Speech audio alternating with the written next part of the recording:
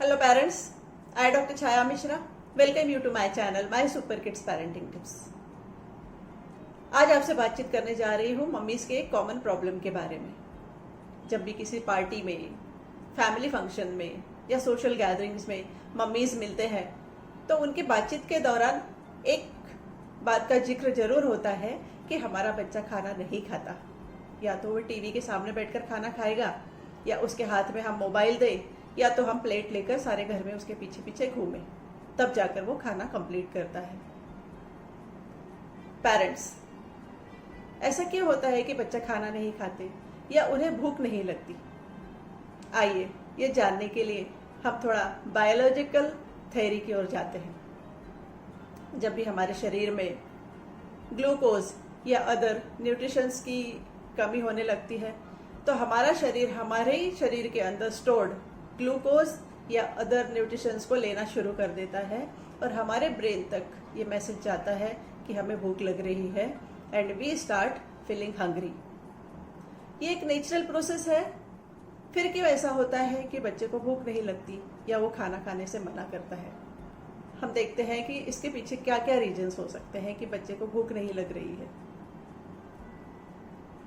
हर घर का एक रूटीन होता है कि सुबह सुबह 7 से 8 बजे के बीच यदि बच्चा स्कूल गोइंग हो या स्कूल नहीं जाता हो, घर पे ही रहता हो, छोटा बच्चा हो, तो हम बच्चों को ड्राई फ्रूट्स मिल्क या सप्लीमेंट्स डालकर जैसे बॉर्नविटा, कॉम्प्लान या प्रोटीनिक्स मिक्स करके दूध देते हैं। वो एक टोटल मील हो जाता है। इस वजह से बच्चे की जरूरत जो है वो पूरी हो जाती है और उसे भूख नहीं लगती। 2-2.5 घंटे तक उसे ब्रेकफास्ट करने में कोई इंटरेस्ट नहीं रहता। जब वो स्कूल जाता है, हो सकता है उस दिन उसकी कोई फिजिकल एक्टिविटी ना हुई हो, उसका स्पोर्ट्स डे ना हो, और यदि बच्चा घर पर है तो हो सकता है वो एक ही जगह पर बैठकर खेल रहा हो या टीवी देख रहा हो, तो उसे भूख नहीं लगेगी। यदि बच्चा टीवी के सामने बैठकर खाना खाता है तब उसका सारा ध्यान उस टीवी की ओर होता है, या मोबाइल देखकर खाना खाता है तो मोबाइल की तरफ होता है। कहते हैं ना कि फूड सर्व किया हुआ देखकर ही हमारे मुंह में पानी आ गया। बहुत ही माउथ वाटरिंग फूड था, लेकिन बच्चे का ध्यान यदि फूड की तरफ है ही नहीं तो उसके मुंह में सलाइवा कैसे सीक्रेट होगा, कैसे बनेगा? इस वजह से उसे फूड डाइजेशन में भी प्रॉब्लम जाती है। हो सकता है खाना खाने के ठीक पहले बच्चे ने चिप्स, बिस्किट या कुछ स्नैक्स खा लिया हो, इसलिए उसका खाने में इंटरेस्ट नहीं रह जाता और वो खाना खाने से मना करता है। कई बार बच्चों को खाना खाना इंटरेस्टिंग नहीं लगता, वो टास्क समझकर खाना खाते हैं, चाहे बच्चे बड़े हो या छोटे हो। उन्हें ऐसा लगता है कि ये एक काम है और हमें फटाफट इसे खत्म करना है, इसलिए या तो वो टीवी के सामने बैठकर खाना खाते हैं या बहुत से बच्चे बहुत ही फास्ट खाना खा लेते हैं। खाना खाने का एक बायोलॉजिकल क्लॉक होता है। Every person has a different biological clock. वैसे ही बच्चे का भी एक खाना खाने का समय है।